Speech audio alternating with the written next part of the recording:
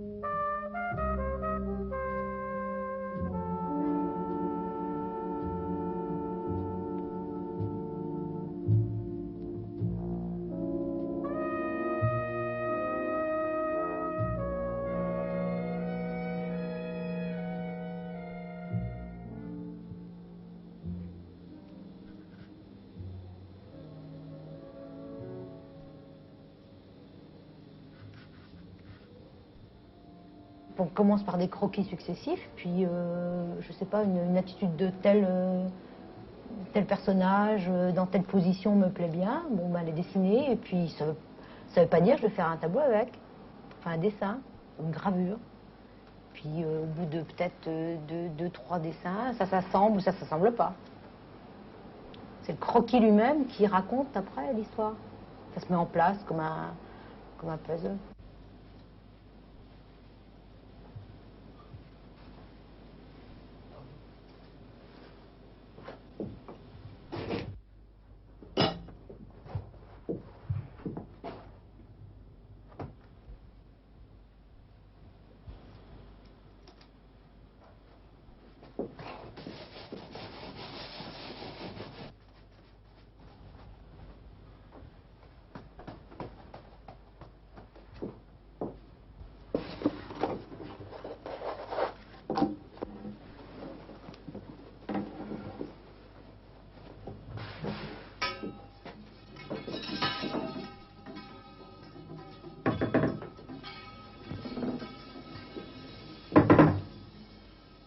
Au départ, moi, je ne veux pas raconter d'histoire.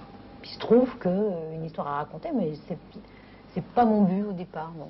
Ça se met en place tout seul.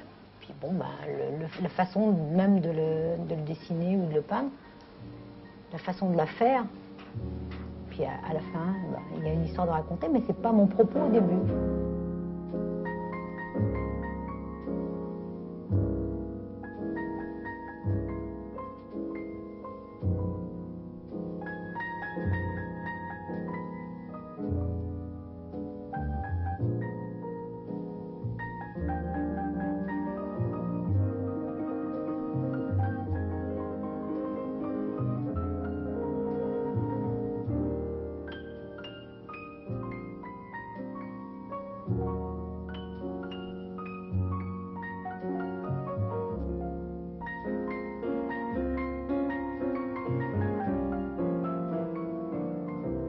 On me reproche souvent, elles sont très très belles, elles sont, pourquoi je ne fais pas des femmes qui soient plus âgées, bon, ou même vieilles, ou la laideur, parce qu'on me reproche aussi une certaine beauté.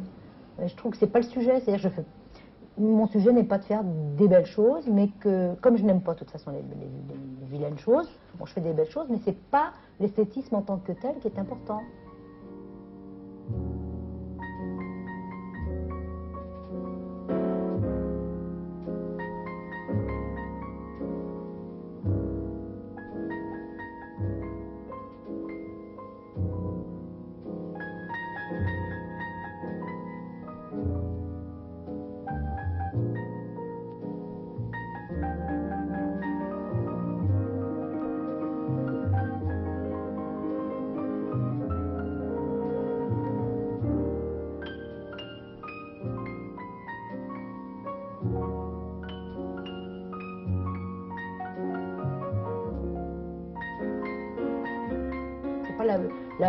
La représentation de cette femme-là qui est importante, c'est effectivement, comme tu dis, la transparence, ou des choses ouvertes, ou une certaine porte, ou des petits morceaux de la femme elle-même.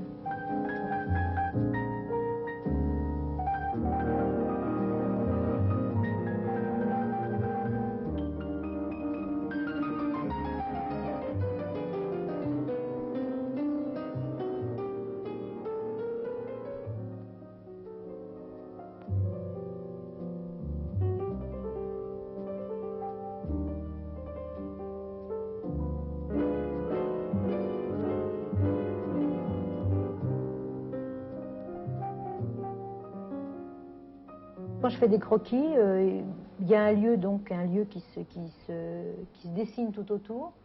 Et finalement, bon, après, quand tout est terminé, bon, je m'aperçois que j'ai mis soit des portes ouvertes, enfin toute une symbolique, des vases, des tables desservies, des bouteilles, enfin des flacons, tout ayant une charge, tous ayant une charge symbolique, mais c'est pas des choses auxquelles j'ai pensé au départ. Comme si certaines, oui, ce que je disais tout à l'heure, comme si certaines attitudes ou certains personnages ont en face d'eux forcément tel objet. Bon, ça me paraît pour moi évident.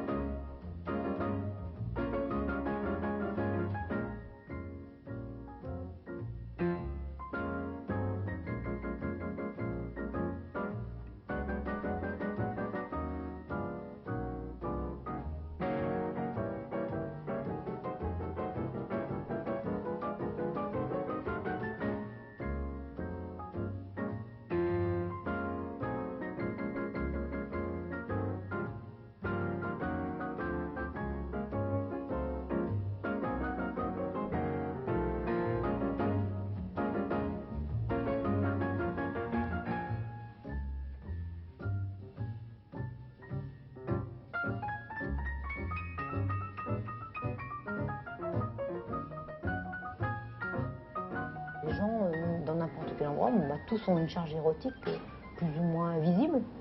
Je crois qu'il y a des gens qui les voient, d'autres qui les voient pas. Bon, bah, moi, je les dessine, mais ça revient à ce qu'on voit naturellement partout, non?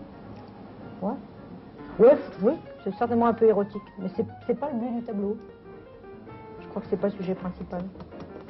Mais ça parle effectivement des femmes tout le temps.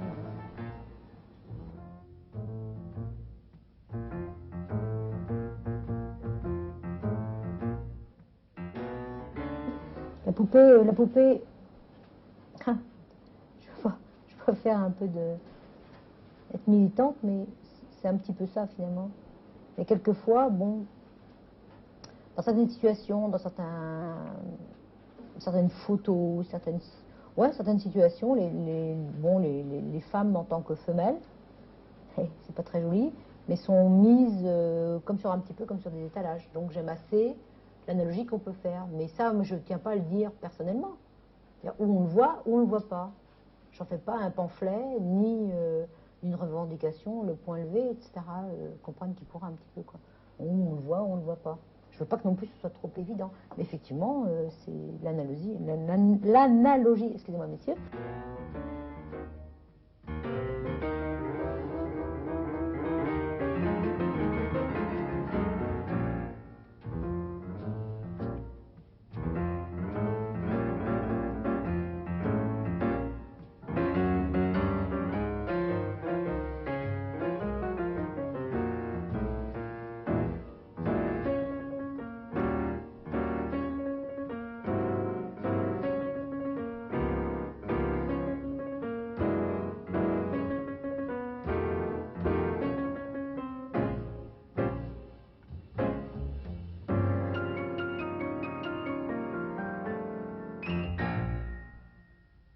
J'aime bien ce que je viens de terminer, parce que j'ai toujours l'impression d'avoir franchi un petit cap. Je me dis, ah là, j'ai gagné quelque chose. J'ai toujours gagné à chaque fois, un petit truc. Ça peut être rien, c'est une petite difficulté technique ou un petit point. Ça peut être aussi banal qu'une position de... Bon, puisque je suis attachée aux formes quand même, assez. Bon, telle femme dans telle position, c'est une chose que j'arrive pas à faire, ou qui est particulièrement peu esthétique. Par exemple, il y a une chose qui est difficile à réussir, c'est une femme de dos. Bon. Ou un homme de dos, c'est pareil, hein.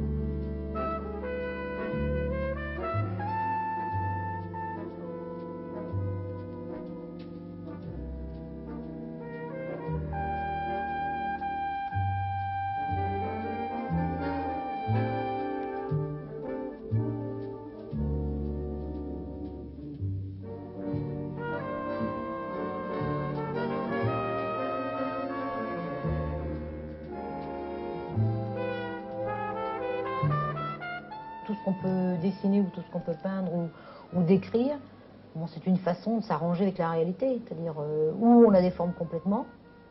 Alors, ça, je ne sais pas tellement quel est le procédé de la tournure d'esprit qu'on peut avoir à ce moment-là. Mais enfin, moi, je sais bien à peu près où j'en suis. Je sais que je déforme les choses pour m'arranger avec celles que j'ai. Ce que je fais, on peut parler de travail, ce serait même douteux, mais c'est vraiment très, très, très important. Je ne pensais pas que ça pouvait être si important. Bon, je suis très contente, par exemple, des fois, j'en ai assez, j'en ai marre. Je dis, bon, il faut absolument que je parte en vacances, mais en vacances, je ne vois vraiment pas pourquoi je partais en vacances. Quoi faire, je me demande. Bon, ou partir, s'arrêter, puis bon, une journée sans peindre ou sans dessiner, je ne veux pas dire que oh, ça me manque terriblement comme non, une drogue ou une chose comme ça, c'est pas vrai. Mais en fait, tout tourne autour de ça. Il y a un œil, je pense que les photographes sont un petit peu aussi comme ça, la façon de... où tu n'as jamais touché un appareil photo, donc la vision des choses que tu as n'est pas photographique forcément.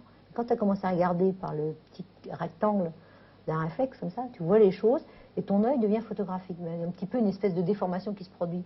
L'un engendre l'autre et l'autre a engendré l'un. Finalement, c'est un tout. Hein. Et ça, c'est un petit peu ce qui s'est passé pour ma peinture.